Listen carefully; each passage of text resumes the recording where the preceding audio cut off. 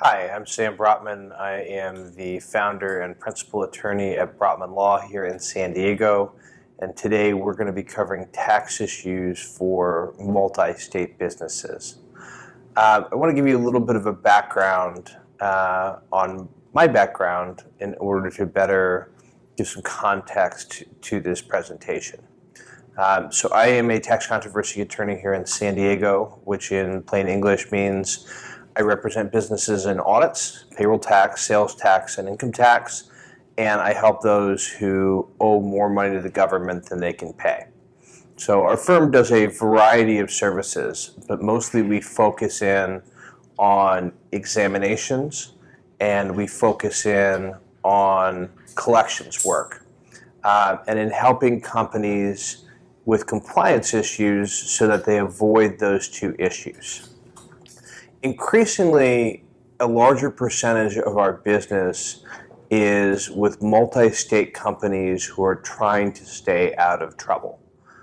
Traditionally, we see a very large influx of businesses outside of California who tend to step into California tax issues.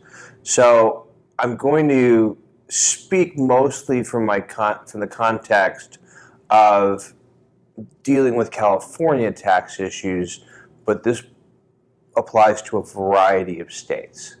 California is one of the more aggressive states in pursuing businesses that are located outside of its borders for tax revenue. California kind of smartened up to the fact that it can go after businesses and individuals that may have contact with the state of California, but who actually don't reside in California and don't have voting power in California. So California has increased its base of operations and actually has offices in New York, Texas, and Illinois, which serve as regional jumping off points for out-of-state California tax compliance. And this is significant. This is the way that the law is trending. This is the way that states are growing revenue and increasing their tax base. And quite frankly, it's the world we live in. You know, with the advent of the internet, you're having situations where businesses are able to gain contacts with states in a variety of different ways. And it's creating kind of a mess from a legal landscape because there's no administrative law or judicial law or legislative function that's really catching up to technology as fast as it's improving. So one of the big challenges for multi-state businesses is dealing with managing and mitigating risk when laws are unclear, or when you are operating in multiple states that may have different laws, and how to stay in compliance and how to avoid issues without creating a huge cost burden or regulatory burden on the organization as a whole. So we're going to be talking about some of these issues today and really going through this in a lot more detail so that everybody gets a sense of what the issues are and how best to avoid liability. So the first issue I want to talk about is with respect to multi-state sales tax issues. Let's paint a picture for a minute. So Amazon has been a wonderful thing in many people's lives. You can get on Amazon, you can order a variety of products and have them shipped to you in about a day, or you have a whole wide open marketplace that has been created through Amazon. Amazon has been a big tool for business owners to transmit their products over the internet. So through the Amazon FBA program, through the marketplace, a seller can take a product, put it on there, and rapidly increase their sales volume. And a number of companies have made big business off of Amazon. At the firm, we represent clients who do 10, 20, 40, $100 million in Amazon sales every year. And Amazon is a very strong lifeblood of their business. Amazon has also created significant problems from a sales and use tax perspective. Even in a state like California had a very public fight with Amazon back in the 2010 to 2013 range. And number of states, not just California, have created something that is technically referred to as an Amazon sales tax law. And essentially what the issue was is you were having a situation where you have a retailer located in the state, call it Best Buy. And you go to Best Buy and you purchase a TV, and the TV costs you $1,000. And then you pay sales tax on that TV. Well, if you bought the same TV on Amazon and were shipping that product into the state of California, you would not be paying sales tax on that product. So it was creating a price incentive for consumers to go online and buy products so that they would avoid sales taxes. Also, it was cutting in significantly to the revenue budgets for the particular states. So California and a number of states addressed this issue by creating Nexus laws on the book, which are more commonly referred to as either economic Nexus laws or click-through Nexus laws, or it depends on a state-by-state basis. Most commonly, they're referred to as the Amazon sales tax laws. And what they are is the Amazon sales tax laws created a Nexus standard that went beyond the traditional thoughts about Nexus and about minimum contacts with a state. So if you are a retailer that's located in New York and you don't go to California and your business is in New York and you ship products out of New York and you stay in New York, you believe you're a New York company.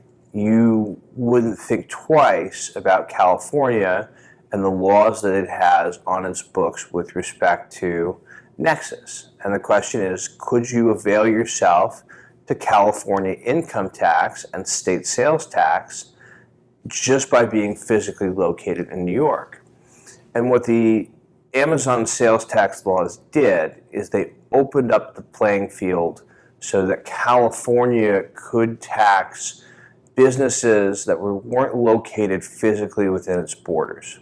If you have a certain number of minimum contacts with the state of California, then you can be subject to state sales tax, and you can also be subject to state income tax. One of the things that California did is they created a rule that if you were housing inventory within California, then that would constitute a Nexus creating activity. So for Amazon sellers, a lot of Amazon sellers will ship their products to Amazon's warehouse, and then they don't really keep track of what happens after they ship it to the warehouse.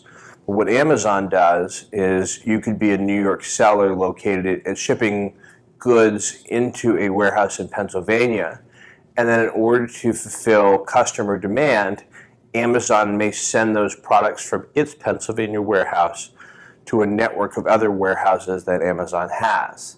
By doing that, and as Amazon acting as an agent for you, Amazon essentially creates Nexus in a variety of different states. So we use the Amazon example as a very good thing, or a very good illustration of what the problem is. But the problem is through the actions of others or through unintended consequences, businesses in other states can avail themselves to the laws of a particular state.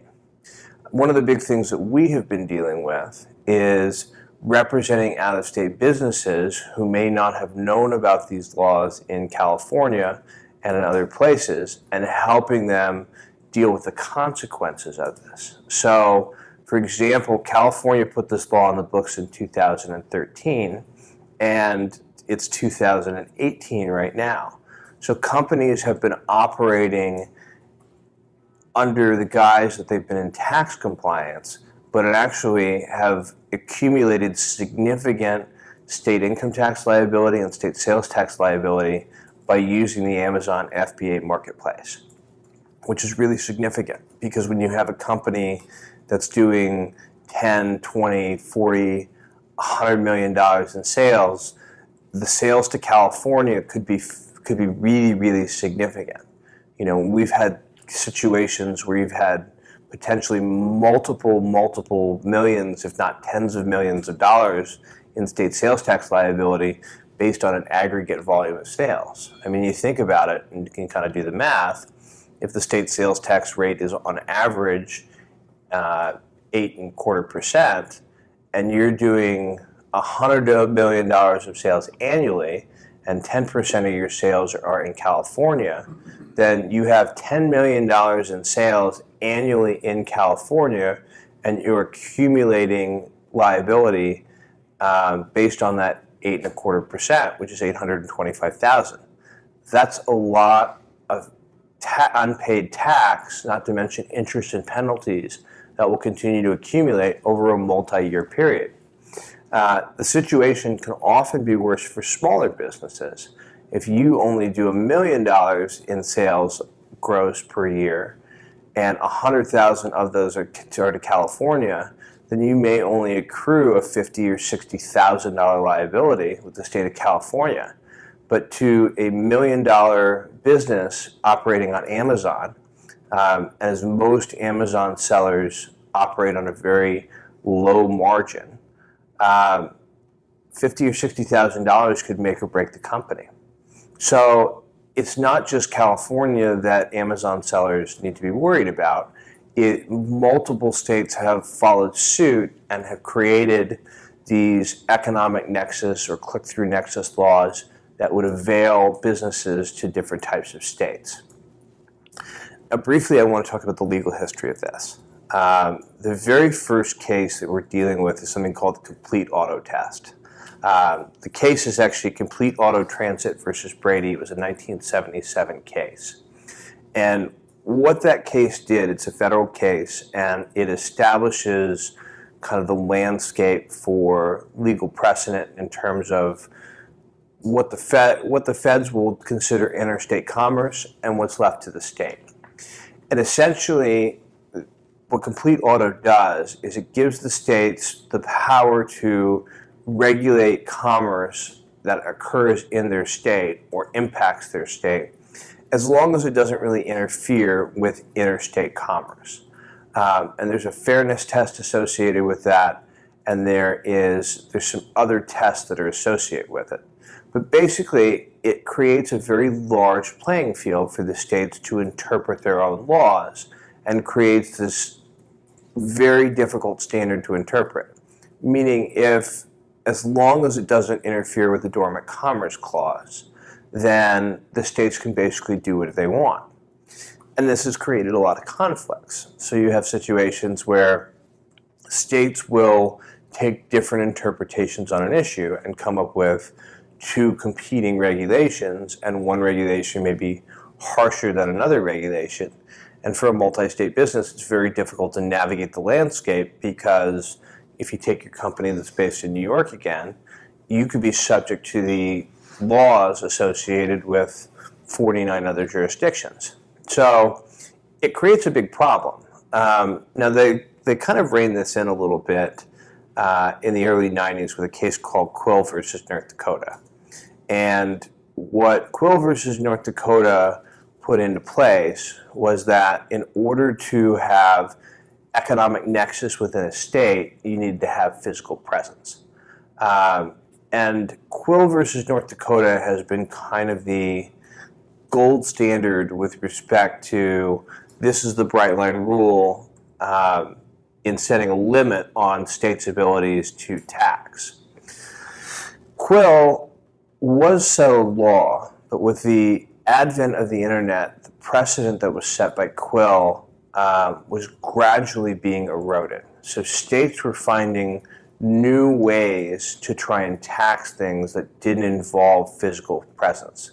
So the states have kind of pushed back and created these series of laws of increasing we call them bravado, in order to extend their tax base for people that were having substantial contacts with those states. So, for example, we've gotten a lot of affiliate nexus laws, or we've gotten a lot of laws that say that you can be held liable for sales tax if you're operating through an agent, or if you're conducting significant marketing activities, or things like that. So it was no longer just about a company having physical presence within a state's borders. What it was really about, and what the states made it about, was the level of contacts with the states. Now, there has to be some level of contact. The state can't impose an unnecessary burden onto an out-of-state retailer. If you don't have any contacts at all with the state cannot tax you. But as what you can kind of guess at is the states have been kind of eroding this concept and making contacts with the state more and more into nexus creating activities. The real hot topic of conversation recently is a case called Wayfair versus South Dakota. And Wayfair eliminated Quill's physical presence standard and essentially has given the Supreme Court blessing for looser interpretations of economic nexus. So the problem is, what the Supreme Court did is they removed the physical presence requirement in Quill and overturned Quill. What the court didn't do is the court didn't adopt a real stringent standard on what constitutes economic nexus. So in the South Dakota case, you've got a situation where you have a state statute that said that an economic activity over, I think it was $100,000, will constitute significant nexus creating activities. So that's a fairly solid statute. If you're doing a certain volume of business in South Dakota, you consider having economic nexus with South Dakota, and you have to meet that threshold in order to qualify. So that was a nexus creating activity. But what the court didn't do is it didn't comment on states that don't have that exact economic nexus standard. So what it did say is that South Dakota's law was valid. So you've got about 8 states that use that same $100,000 economic threshold, that we know those laws are good. But there's a variety of other states that are out there that have different laws. They either have click-through nexus laws, or they don't have that $100,000 requirement for economic nexus. And as such, we don't really know whether those laws are good laws or whether those laws are bad laws. Because without Quill in place, we're going back to complete auto, where as long as it doesn't interfere with the Dormant Commerce Clause, then you're okay. So what the heck does that mean? Well, what it really means is a couple of different things. Number one, as of right this minute, there is no federal law that would preempt any of the state nexus laws. So California, Texas, New York, New Jersey, a variety of different states can create their own nexus laws. And there's no doorstop on the federal level other than a very loose guideline that says you can't interfere with the Dormant Commerce Clause. So the states really have controlling power over this until we get some sort of judicial restraint on state laws. So it's very possible, for example, that California's law could be unconstitutional, but there's no current judicial challenge or no current judicial restriction in place, nor is there any legislative restriction that puts a cap on California. So at least for right now, California's law, as it applies to economic nexus with California, is the supreme law of the land, at least with respect to California and its jurisdiction. New York and its law is the law of the land with respect to New York and its jurisdiction. So you've created this really wide open playing field. The other thing that you're dealing with respect to Wayfair is Wayfair did not address retroactivity with respect to this economic nexus provision. So it is fairly certain that going forward, that economic nexus laws will continue to be upheld, at least if they meet the general guideline that South Dakota put forward. What is really unclear is, can states go back retroactively and enforce economic nexus provisions? So for example, before 2018, can the states really go back and enforce state sales tax and state income tax laws against out-of-state sellers? And the answer to that is, again, absent any legislative or judicial comment that may happen in the future, the answer to that is yes. And a number of states have really taken hold of this and have really increased their enforcement efforts. California obviously is on the forefront of this. We get a lot of situations where we're dealing with California going after out-of-state businesses. California has one of the better funded departments of revenue, and it's really robust, and it's been really active in terms of enforcement. Washington State is another state where we're seeing enforcement rise. But the real landscape after Wayfair is that now that economic nexus, or nexus that's not based on physical presence, has been put back on the table, you're going to see pretty much all the states get in and on the action, because it is such a significant way to raise tax revenue. And as time passes and as more and more states get wise on their enforcement efforts, you're going to see a significant crackdown in this area. So what does that mean? It means a variety of different things for businesses. Number one, going forward, you can assume that to the extent that you have activity in a state, and based on the level of activity that you have, you will be considered to have nexus in that state.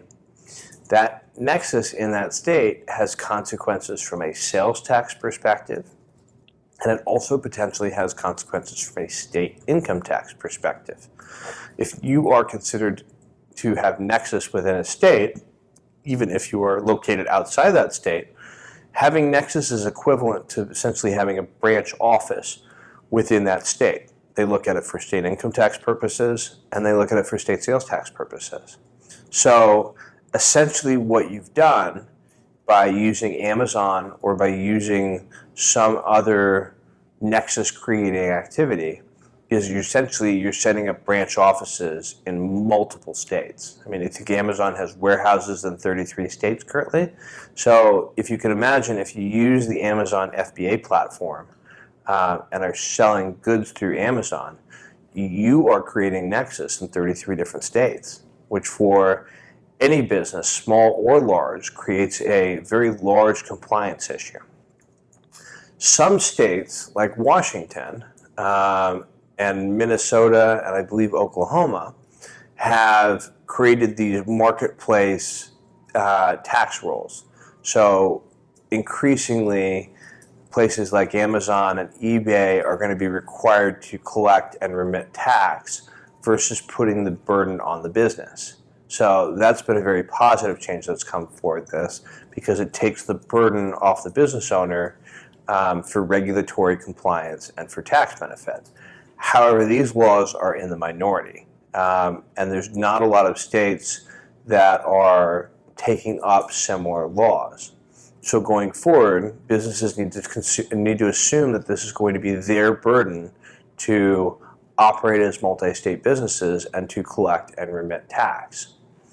So here is the process for making decisions on this issue. Number one, a business needs to look at its historical sales by state. It should go back at least to 2013 when these laws were on the books. And depending on the state where it does the most, they're the states where it does the most business, you might need to go back further.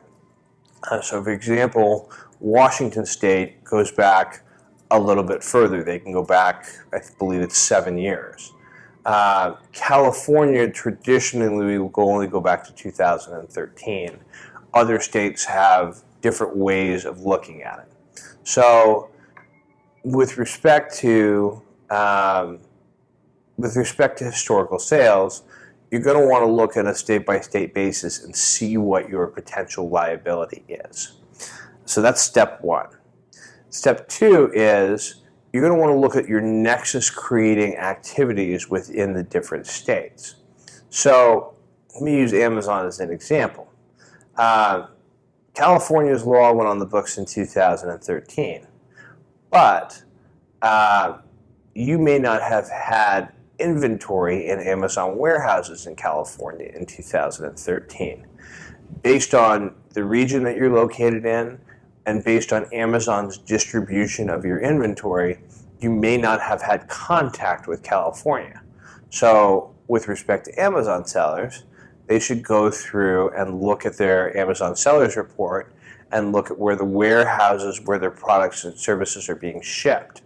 With respect to other sellers, they need to go through and look at their nexus creating activities in each individual state and figure out where they could potentially have liability. Where do you have salespeople? Where do you have agents that are acting on your behalf? Where do you have suppliers? Are you in a situation where you may be an online retailer or an out-of-state company and you are dealing with a supplier who has got a wide supply chain throughout the United States? If you are selling office supplies or beauty products or something that is manufactured and sold in warehouses, even if you don't use Amazon, it could have the same effect on you. So you need to look at what your economic activities are and make a real risk assessment with this. Typically, when people go through steps 1 and 2 is when they start to freak out. Because if you look at the bulk of your activities within the different states, and if you look at your historical sales, chances are you have probably done a significant amount of multi-state activity and potentially created nexus with yourselves in multiple jurisdictions. So now we come to what we need to do about this. And here is the real answer to this question. There is a priority, at least moving forward within the states, to get people into compliance. So let's start over a little bit. WAFER has created this very broad landscape for states to go after people for economic nexus creating activities within their states without physical presence. Just on Amazon alone, I think the last statistic I read is there's something like 3 million Amazon sellers. So now you're the state revenue department in Alabama or in Tennessee or Wyoming, or you're in a smaller state. And your state revenue department has traditionally just been given the resources to focus on its in-state people. And now you've just opened up this very big and broad landscape with all these different taxpayers who are outside of your state who have potential liability with your state. So there is a conflict, at least for now, between the way the laws are written and the way that they're actually enforced. And the fact of the matter is that state revenue departments don't yet have the resources to go after every single out-of-state seller. What they traditionally have been doing is, as they have been increasing their out-of-state compliance efforts, they've started going after low-hanging fruit. They go after either people on Amazon by doing shopping cart tests, and they'll traditionally focus on sellers who do higher volume, or they'll go after people through their audits, and they'll go after, if they're auditing an out-of-state, an in-state business, they'll go through their list of purchases and see who is charging tax and who's not. And that's principally how they're gathering their information. They're either going online and gathering information that way, or they're doing it through the audit function. A lot of states don't have very mature resources yet to go after out-of-state companies. But as I mentioned, because of Wayfair, the audit activity is increasing. The out-of-state compliance activity is increasing. With that said, because states have limited resources, the focus, at least for now with most state revenue departments, is just having people register and start paying in voluntarily going forward. That is where the enforcement priority is. It is less about retroactivity at this point, because in order to enforce retroactivity, it requires a lot of resources. If you are focused on compliance, then all you need to do is get somebody to register and voluntarily pay. That is something that's fairly easy to do. If you're focused on retroactivity, then you need to get them to go through a variety of steps to calculate what their historical liability is in the state, and that creates a lot of work for these state revenue examination divisions. So the focus is really about getting people into compliance. And although they will go after people for retroactivity, and don't think just because their resources are limited doesn't mean they don't have any teeth. But the key focus is for those businesses who are in compliance, they're less worried about going back than dealing with it going forward. So if a seller were to voluntarily register in a state, and assuming that a period of time passes after that voluntary register and the state does a check, the state's not really going to dive in very much to, well, do they owe tax before they registered or not registered? And the way that the states have dealt with this is by creating voluntary compliance programs. They're concerned about people registering, but they also do want to collect the tax revenue. So they've offered these voluntary disclosure programs as kind of a carrot to get businesses to go through the process of voluntarily remitting how much tax they owe. And what they'll say is look, we will, depending on the program, and different states have different programs, but the state will say, look, if you come forward, we will generally limit your liability to a certain look-back period, and we won't charge you any penalties. We'll just charge you interest. And the key question here is this a good idea? So, is voluntary compliance a good idea? And there's been a couple of different things with respect to this. Number one is voluntary compliance programs will limit your liability. They will put a cap on it. They will negate most of the penalties associated with it, and it will provide you a platform for getting into compliance. However, voluntary compliance does mean retroactivity and paying taxes going backwards. And then depending on your Nexus creating activities, which could be fairly significant, you might have to do voluntary compliance in a number of different states. And a lot of the push has been go through voluntary compliance, get registered, go from there. But what you're doing there by engaging in voluntary compliance is creating a significant cost, and you're putting yourself on the radar actively for all of these different states. Now, I'm not advising anybody to stay out of compliance, but what I am advising people to do is rather than just rush and get into compliance immediately, from a business standpoint, you really need to look at the costs and how to mitigate your risks. And you can do this by looking at your sales and looking at your Nexus creating activities and making a decision in terms of how best to manage and mitigate your risk going forward. you're probably going to ask me how I would advise you to do that. And the answer is, I don't have a single answer for everybody. This is a problem that requires a in-depth analysis of the facts and go through the issues with respect to your particular company and your Nexus creating activities and things like that. But I want to provide a general overview of the framework so that you can understand these issues and you can spot them and help yourself deal with these issues going forward.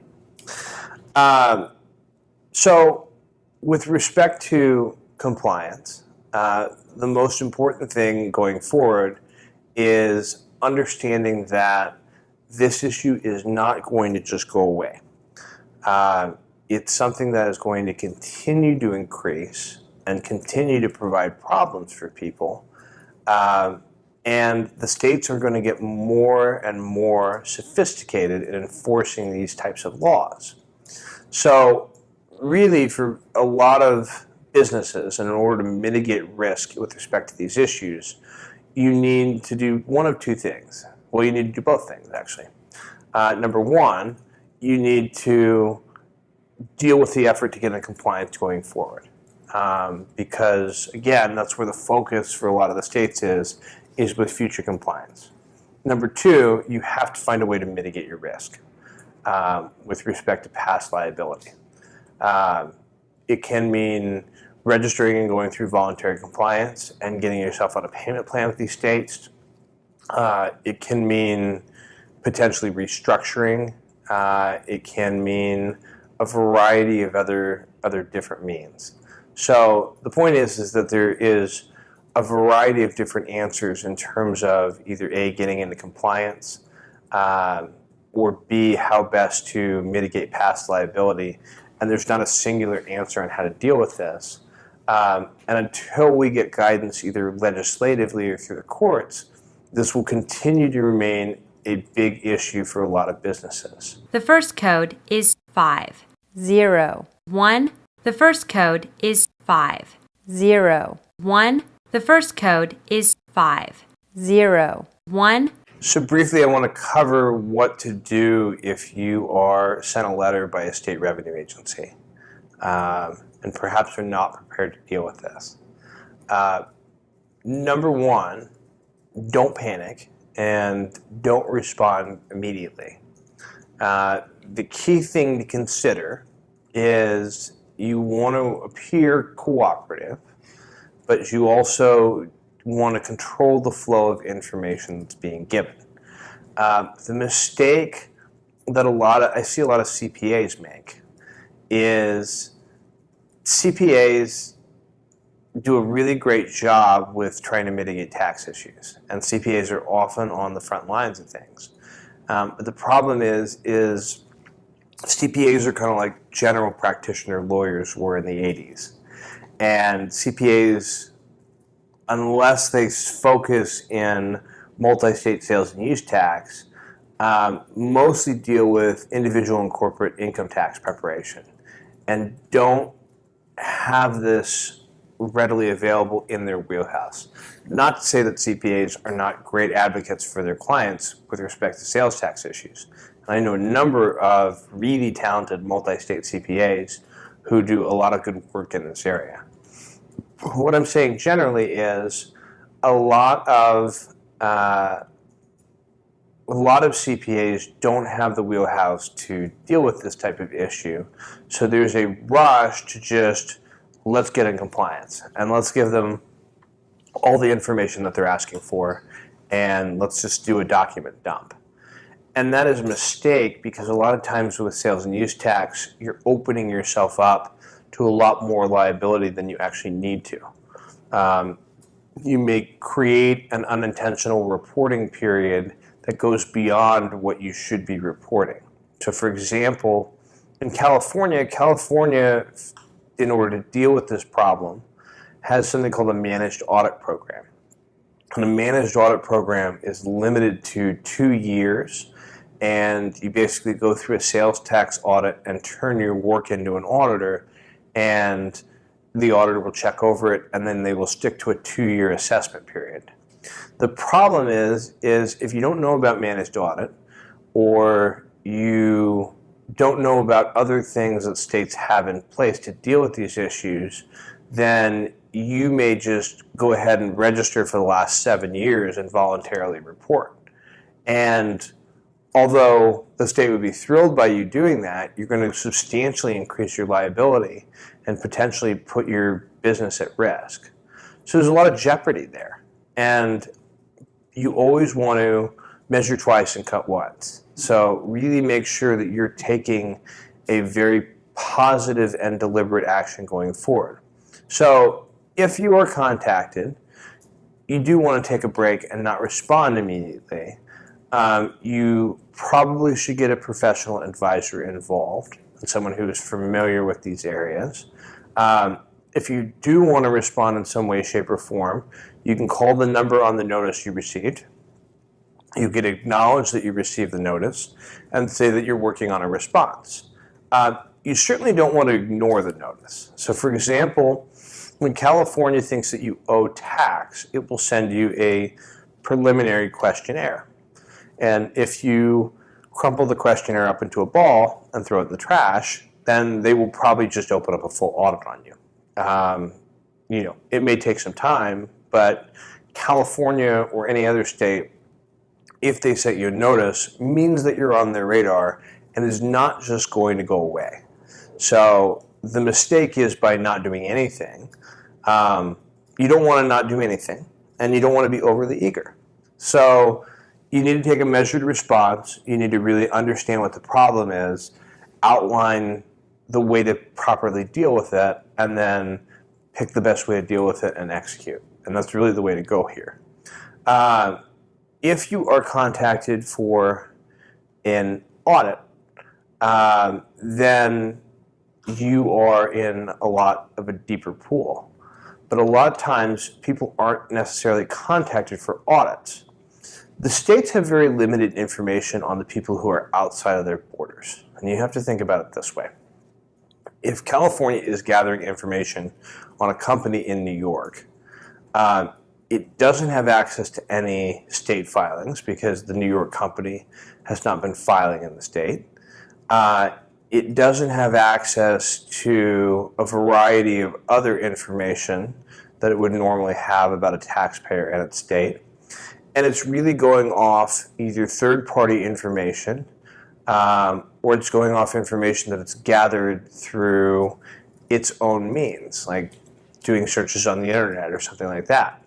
So the very first thing to understand when you receive a notice is, what does the state have on file for you that would suggest that they want you to get in compliance? It might be a notice, it might be a misunderstanding.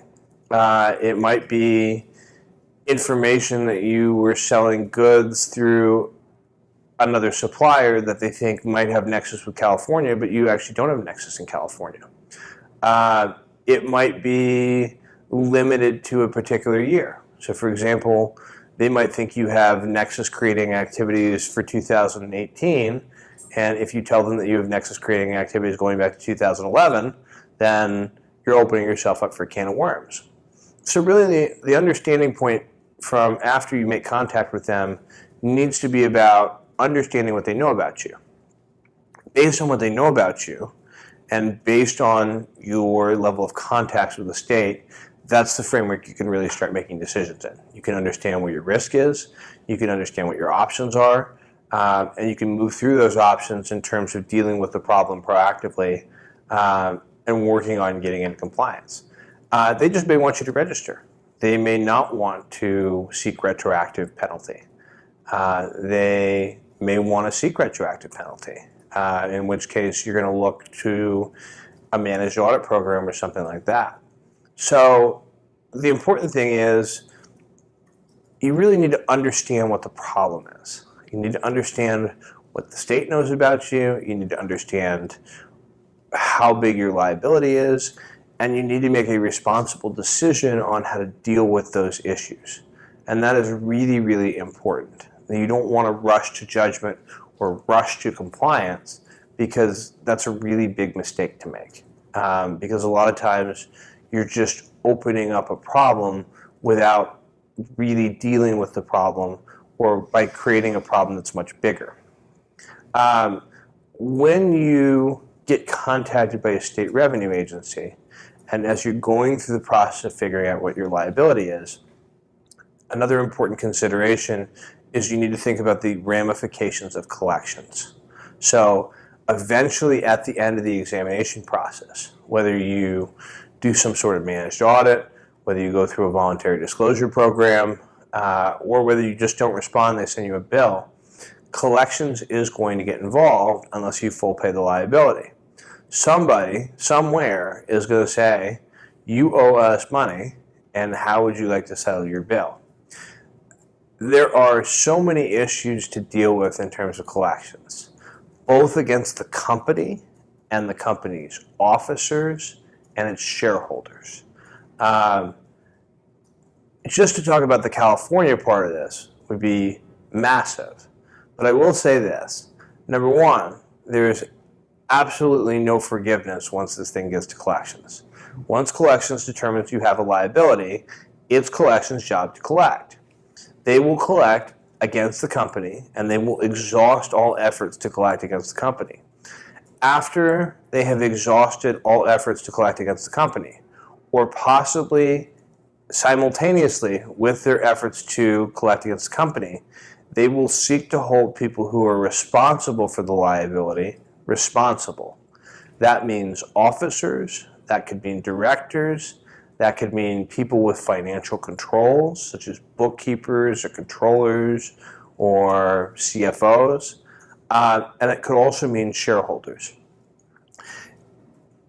Again, too broad of a topic for this, and states have different laws with respect to collections, and so it's very difficult to give sound advice within this framework. But I want you to start thinking about this, that eventually as you start going through the examination process on this issue, eventually someone's going to have to pay the bill. And particularly if you are a shareholder of a company or a director with some significant control of the business, your personal assets could be at risk. And so before measuring a response, you have to walk through the chain and consider all issues on this, and consider how the company is going to responsibly deal with this liability, how it's going to protect its owners and its officers, and what measures the state can use to enforce collection activity over its borders. Traditionally, this comes down to a question of resources. And again, even a state like California with fairly expansive resources doesn't have unlimited resources. So again, there might be a gap, particularly with out-of-state companies, in terms of what California can do and what it will do. And it's important to understand that there is a gap between the way the law is written and the way it's enforced. So I want you to think about these issues, but I also don't want you to freak out.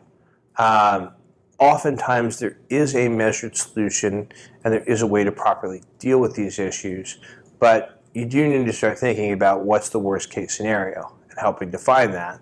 And by defining what the worst case scenario is, you can properly assess and mitigate your risk that way. So that's really important. Most of the ways that people get contacted are through these out-of-state compliance notices. Generally speaking, the states are not looking to audit people. They just want to bring you in compliance. So a lot of times, if you voluntarily will get into compliance based on a request, you don't have to go through an audit. You don't have to submit yourself for managed audit. There won't be any further investigation of your books or records. You can simply just get into compliance and move on. The question is by getting into compliance, you don't want to open yourself up for further liability. You don't want to open yourself up for penalties or any other significant avenue for liability. That's much different than an audit. If you are getting audited, you will know about it ahead of time. They will send you a notice saying, you are under examination. We would like to look at your books and records. An audit and a request for compliance are two different things. So you really have to read and understand what the correspondence is being sent to you by the state and understand what they're asking for. What does the state want? Do they think I have Nexus creating activities? Do they know I have Nexus creating activities? Or do they want to come audit me? And, there is a variety of different responses depending on where you're at in the process. What do you do if you haven't been contacted? Well, number one, I think we've covered that you have to be proactive with respect to the situation. This is not going to go away. You are running out of places to hide, and you have to deal with the situation responsibly. So really, the best position you can be in is if you haven't been contacted yet, because you still have control over this process. You have control over which states you reach out to and which states maybe you don't reach out to. You have control over the timing for getting in compliance and potentially paying off liabilities. You can still maintain control even if you're not caught. But the important thing to realize is it's not an endless clock of a free period. Eventually, someone will catch up to you based on your activities. Depending on your level of contacts, depending on your presence outside the state, either online or otherwise, there may be different ways to manage and mitigate risk. But the important thing to realize is eventually they will try and find you. And they probably will find you because of the emphasis that the state revenue departments are placing on this issue. So if you're not in compliance yet, now is the perfect opportunity. Before the states get too sophisticated, before they increase their enforcement efforts, get into compliance or at least manage and mitigate the issue as soon as possible. So the next thing I would like to talk about is I want to talk about drop shipping. Drop shipping is a concept when you usually have three people involved in a transaction. You have a customer, you have a retailer, and you have a supplier. Drop shipping gets really complicated, but to the extent possible, we're going to try and make it really simple. Let me explain what the issue is. If you are a supplier, and if somebody contacts you and says, I am selling to a customer and I need you to ship your product, I'm going to purchase it, but I need you to ship your product directly to that customer on my behalf, then there are situations where the supplier or the retailer can potentially avail themselves to the taxation of the state that the customer is in. So for suppliers, there is a really big risk. And for retailers, there's also a risk with respect to unintentionally availing themselves to the jurisdiction of a state by lieu of shipping product in there. And again, this gets very complicated, but the issue is really focused on suppliers. Suppliers have a variety of liability because they are in the middle of these transactions. You have the retailer who's purchasing product from you and shipping it somewhere else, and that creates liability in potentially both the state of the retail. It could create liability in the state of the retailer, could create liability in your state or the state of the customer. More than likely, it will create liability in either your state or the state of the customer. But depending on the situation, you want to be best prepared to properly deal with it. So I want to go through some situations where drop shipping becomes applicable, explain how to kind of look for and mitigate these issues. So number one, you have a situation where you have a retailer in Florida and who is purchasing from a supplier in California and shipping to a customer in California. So supplier and customer are located in the same state, retailer is in a different state. Now, with respect to the transaction between the supplier and the customer, because the supplier is shipping product in the state of California to a customer located in the state of California, that is generally going to be considered an in-state transaction and subject to California tax. Even with a retailer located in Florida and saying this is an interstate commerce transaction, the product is originating in California, it's being shipped within California, and it's going to a customer in California. And regardless of whether this is being shipped by common carrier, delivered on a truck, whatever, this is a taxable transaction in California, and as a supplier, you have an obligation to collect and remit California tax. The problem that most suppliers run into is that their retailer customer says, I don't have to pay tax in California. I have a reseller certificate for the state of Florida. And if you were a supplier, you would take the Florida resale certificate and you would believe that this transaction would be tax exempt because the retailer is purchasing something for resale. The issue with that is the state of California doesn't accept Florida resale certificates. So the state of California would like your retailer to register in California and obtain a California resale certificate. And this often creates conflicts between the suppliers and their customers because the retailers don't understand that they have an affirmative requirement to register and potentially pay taxes in California, or at least have a reporting requirement in California based on engaging in transactions for resale here. So as a supplier, you have to understand that if you are located in the same state that where you are shipping to, you have an obligation to collect the tax unless you usually obtain a valid resale certificate in the state where you are located. Now, some states are different than California, so some states will accept resale certificates from other states, or they'll accept multi-state resale certificates. Some states, like California, are specific, though, and want a resale certificate for each individual transaction. Some states will let you do batch transactions.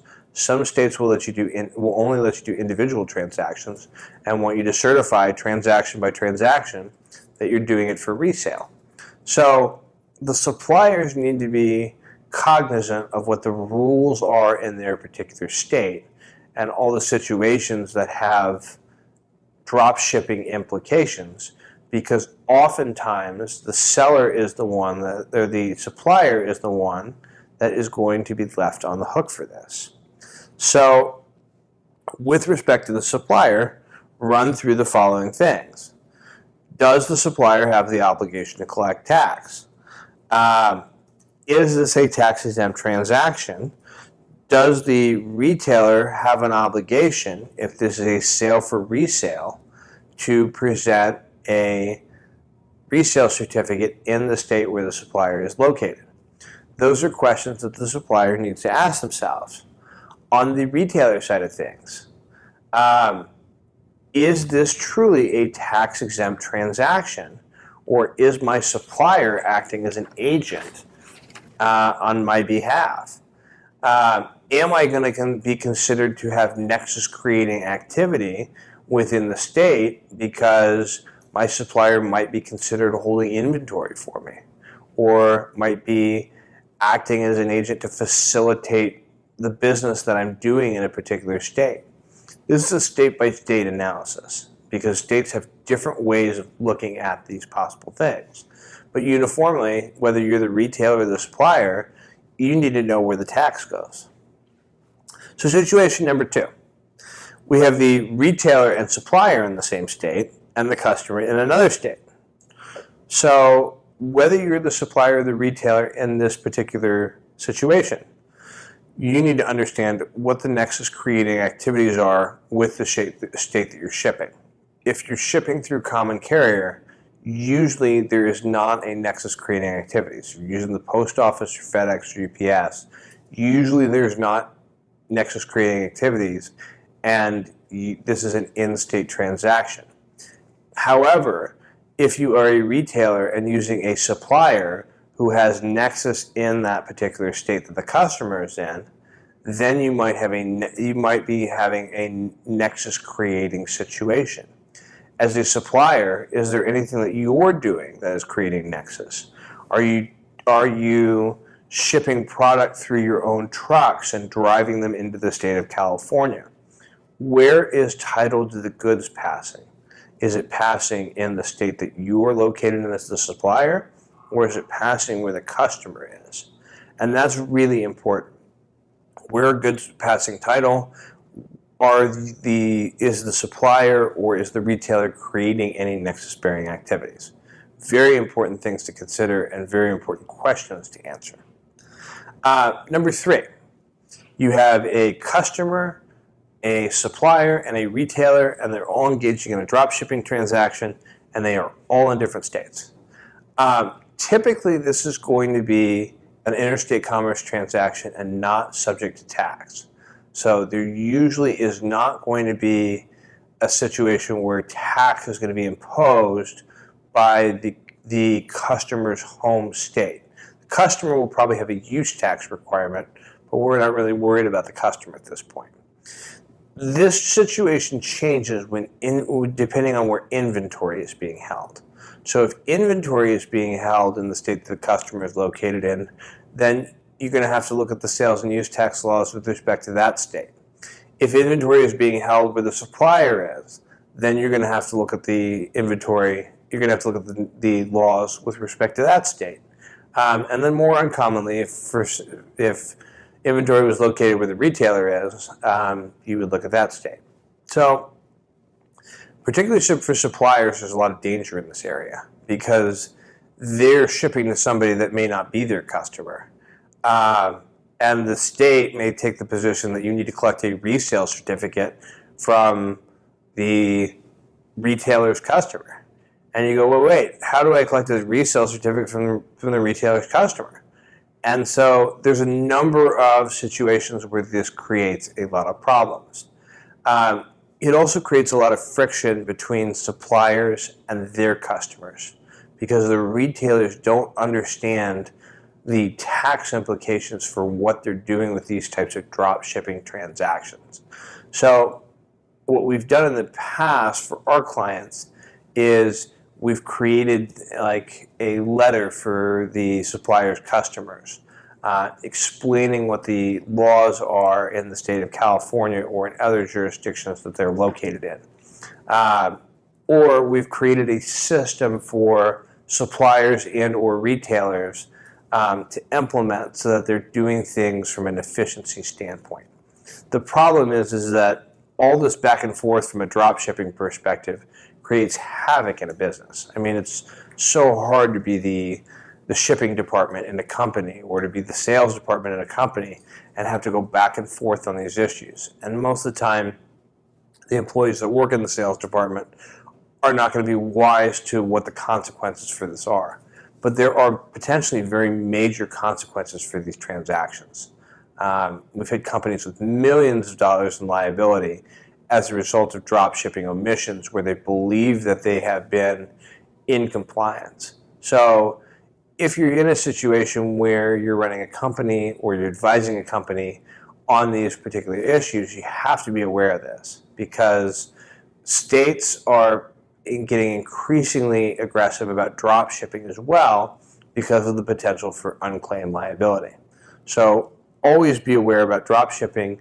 Always make sure that you're in compliance with whatever state's laws you're availing yourself to, and that's the best way to handle the situation. The next thing I'd like to cover is with respect to taxable labor. So this is an area of confusion, particularly in a lot of manufacturing settings.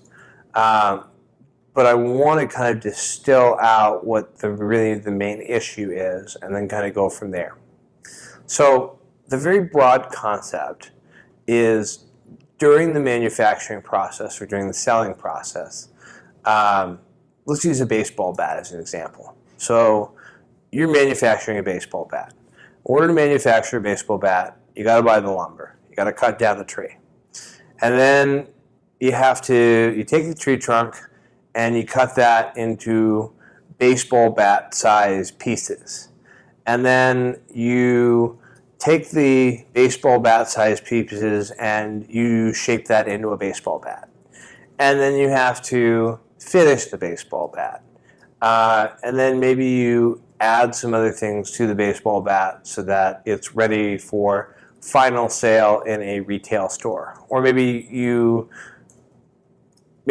are manufacturing baseball bats and you sell them to a distributor that sells them to a reseller that ultimately sells them to a customer. The point is, no matter how complicated the supply chain gets, there is value added at each step of the way.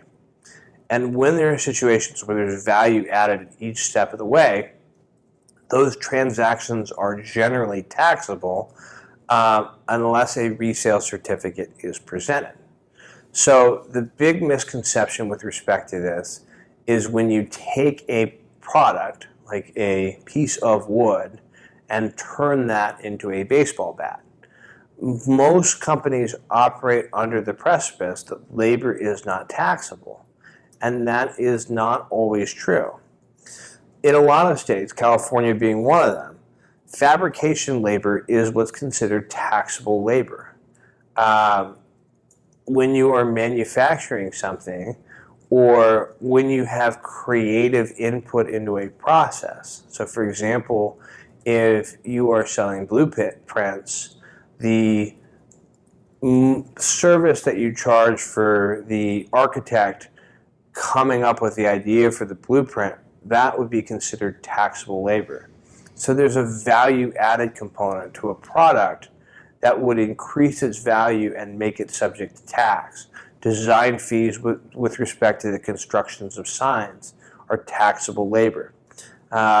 Manufacturing labor, cutting, sizing, altering in any way, even assembly labor. If you get a bunch of parts and charge a labor charge a labor charge for putting those parts together, assembly labor is considered taxable in certain situations. So just remember, if you have an item and you alter that item and it creates a step in the production chain or it creates a new item, that is more than likely going to be viewed as taxable labor, and it's going to add a value-added component to it. The exceptions for taxable labor are repair labor, cost of fixing something, or installation labor. And installation labor and assembly labor can be particularly tricky. So you're going to have to make the distinction whether something is being installed or whether it is being assembled. And that can be tricky at times. Delivery labor is also generally taxable unless it meets certain provisions. And delivery labor especially can get very complicated depending on what industry you're in or what you're selling. So, and it really depends on how you're invoicing particularly. So, not going to cover delivery labor. What I will tell you is it's a bright line rule. If you are charging for delivery and it's through a common carrier, it's generally tax exempt. If you are not if you're not going through common carrier, then it may not be tax exempt. And so you're going to have to be very careful with respect to delivery and making sure that that labor is not taxable. And if it is taxable, that you're charging the appropriate amount of tax. A lot of our compliance-motivated clients have had us review invoices, and invoices are particularly important because invoicing is how the auditor looks at things. So the way to fix this and to ensure you're charging the proper amount of tax is to start with your invoicing and to make sure that you're either itemizing or that you're lumping everything appropriately. I mean, I can't even go into the amount of industries, manufacturing, construction, retail, where we've seen problems and challenges associated with this. So make sure that things are being done correctly. Make sure that you're looking at your invoicing. Make sure you're going to understand how an auditor is going to look at those invoicing. And then just get your procedures in place and make sure that you're in proper compliance. And that's really the best way to mitigate any issues associated with taxable labor. With respect to taxable labor as it affects multi-state companies, I want to talk about another issue, which is state payroll taxes. So there is a lot of misunderstanding and a lot of confusion with respect to the ways that companies are reporting their payroll tax obligations. So I want to be very clear. And this is a very complicated area, but let me distill things into a manner that's going to make it much more simple. To the extent that services are being provided in a state, then that particular state where the services are being provided is going to want to collect payroll taxes associated with those services. There are some exceptions to this, but generally speaking, where services are being performed is where tax is going to be permitted and paid. So if you have a situation where you have somebody in California and they are flying to the state of Florida and they are performing services exclusively within Florida, you are not going to file California payroll tax returns. You are going to file Florida payroll tax returns. Even if somebody is physically living in another jurisdiction, payroll tax liability will extend to the state that services are being performed and where the work is done.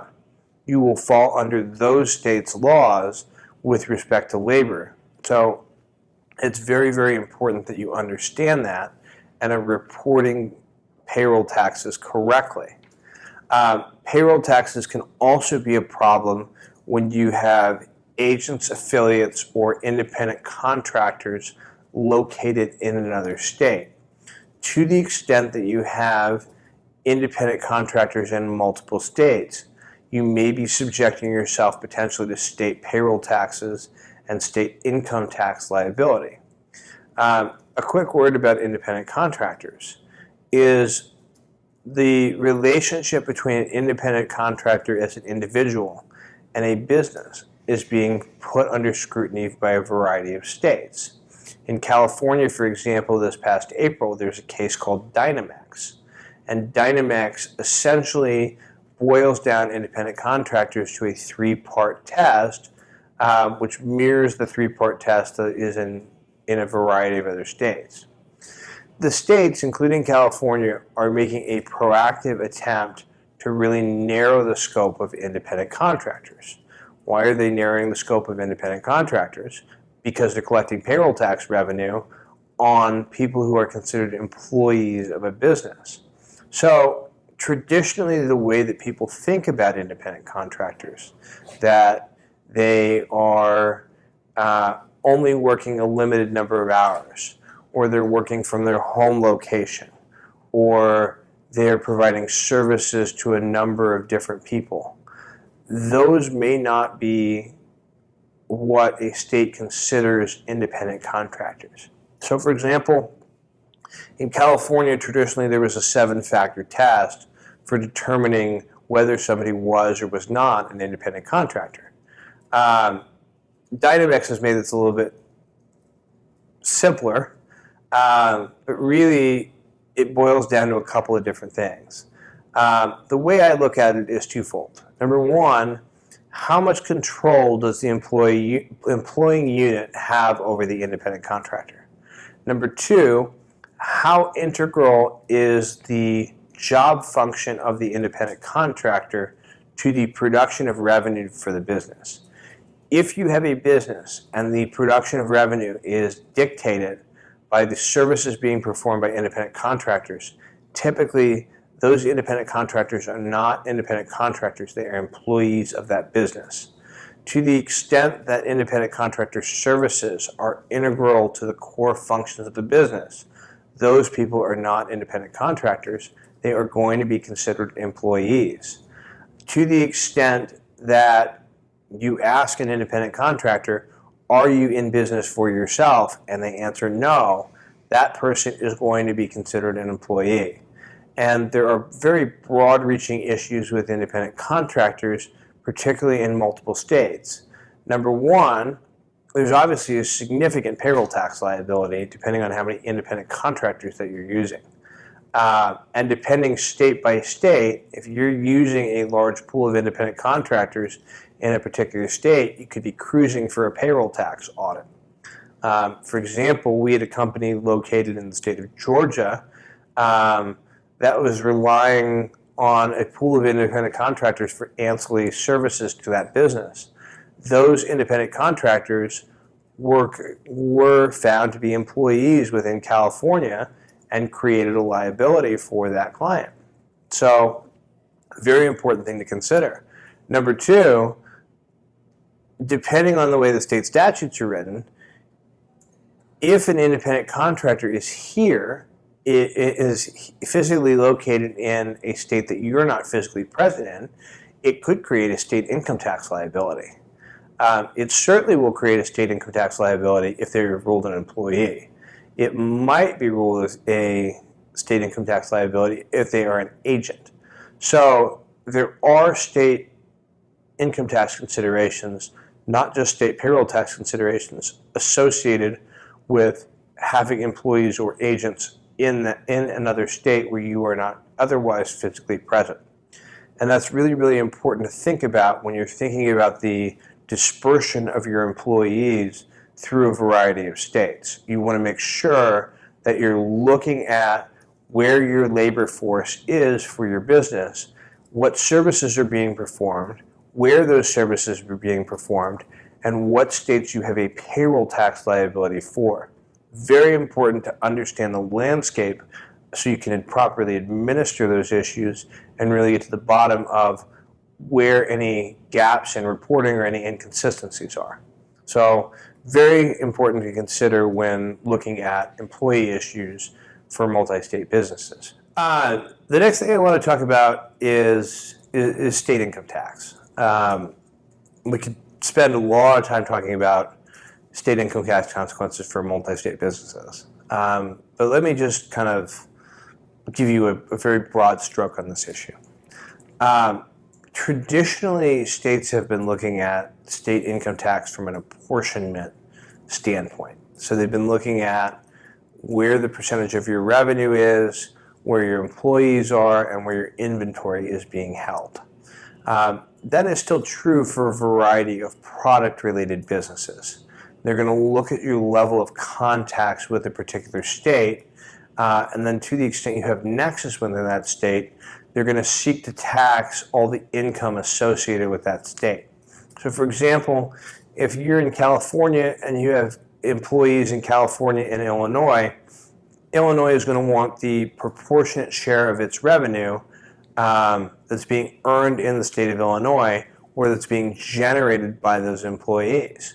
So something to consider with that standpoint is what is the mix of employees and or inventory and or sales between multiple states. You should not, if you are based in California, principally, be reporting all of your income subject to California tax. What you should rather be doing is apportioning it out among the different states that you are touching. So this creates a big problem for people because what will happen is a California business will report all its income under California and then get audited by the state of Illinois for years that are now past the refund statute in California. So you're essentially, the consequence of this is that you're going to pay income tax twice on your income. Also speaking from an apportionment standpoint for income, California and a number of other states have also been wise to this. So high tax states like California will give you a credit for income tax that you're paying in Illinois, but will ultimately tax you on the difference between the Illinois sales tax and the California, or the Illinois state tax and the California state tax, and will seek to remunerate that. So there's a lot of issues with respect to multi-state planning. With respect to service businesses, mostly states are going to tax you from a state income tax perspective on the location that services are being performed. And this gets a little bit complicated because you could have a situation where services are being performed for particular items generating revenue in a variety of different states. So for example, you could have a client in Arizona and you're in California and you're doing a certain amount of services in California and a certain amount of services in Arizona. Really what this comes down to for most states is a balancing test. I mean, you're not going to be able to, take a fee for a service project and microscopically split it between California and Arizona. But you can just kind of do a general balancing test. The nice thing with respect to state income tax reporting, particularly if you're proactive, is you get a chance to take the first position. And by taking the first position, I have a client who tells me that the income tax return filing is the opening offer. And there's a certain amount of tongue-in-cheek truth to that because you get to take the first position and essentially leave it up to the state to come challenge that position. So without doing anything wrong or evasive or anything like that, you get to take a reporting position that will best benefit you. If you are a multi-state entity, the one thing you really want to look at is choice of entity considerations. So does it make sense if you're doing business in multiple states, excuse me, to be located in a high tax state like California? Do you have options based on the logistics of your operation to switch your headquarters to a different state? Do you have situs of income in a different state? Do you have a situation where you have employees spread across multiple states? When you are a multi-state company, even for businesses that haven't really traditionally thought of themselves as multi-state companies, you have an option of where your home base is. And there are certain tax advantages, obviously, between different states. Some tax businesses very high and some tax businesses very low on where you want your home base of operations to be. Now, you can't just pick Nevada if your California employees, if all your employees are in California and all your inventory is in California, because states have statutes in place that will essentially tax you as if you're a Nevada corporation and do that, they'll essentially tax you as a California corporation. So, but you can have a certain amount of choice of entity, and it's really important in multi-state tax planning to figure out how to best navigate your state income tax liabilities. Additionally, a lot of businesses we found are not reporting properly with respect to states that they are doing business in, and there's either an elapse or they're reporting it to the wrong jurisdiction. So you want to have a very good guideline of where we're reporting to, why we're reporting to, and then take the position that's going to be most favorable to you. And there are going to be situations where you're going to have conflicts in jurisdictions. If we had a situation, this was a sales tax case, but we had a situation where we had a Texas statute and a California statute, and there was a conflict on which state was supposed to collect the tax. If you ask California, California says we're supposed to collect the tax. If you ask Texas, they said we're supposed to collect the tax. In that case, the Texas tax was lower, so we went with Texas and relied on the Texas law with respect to that. But this is not necessarily going to be a black and white area. Because you're dealing with 50 states that have 50 different laws on the books, there are going to be gaps in law and there's going to be gaps in the way that things are enforced. So very, very important to keep in mind that when dealing with multi-state issues, there are going to be those types of issues. The last thing I want to cover is with respect to residency. This is an individual issue, but I want to talk about it because it is important to a lot of different people, particularly officers or owners of companies. So just as you can imagine, there are multi-state issues with companies. There are also multi-state issues with people. From a people perspective, companies don't move. You don't pick your company up and move it all around. I can think of a situation where you'd have a traveling circus or you travel with a fair or something like that. But for the most part, companies Nexus is going to be basically where its officers live, where the inventory is stored, what's their base of operations, and where they've incorporated.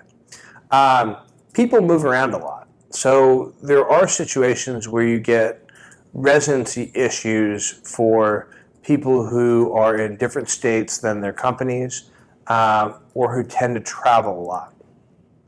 Residency laws vary from state to state. It's impossible to cover every single one of them. But most states are going to view that if you lived in a particular state for more than 6 months out of the year, you're going to be deemed a resident of that state. If you are a resident of a particular state, like California, then you are going to be taxed on your quote-unquote worldwide income. So the state is going to seek to tax you based on the fact that you were a resident in that state. So if you lived in California 6 months of the year, and if you lived in Texas for five months of the year, for 5 and 28 days, then you would be considered a California resident. You would pay California tax on that income. You would not pay Texas tax from an income tax perspective unless you're actually performing services that are being in Texas. And even in that situation, California would give you credit for any tax that you paid in Texas, although there's no state income tax in Texas.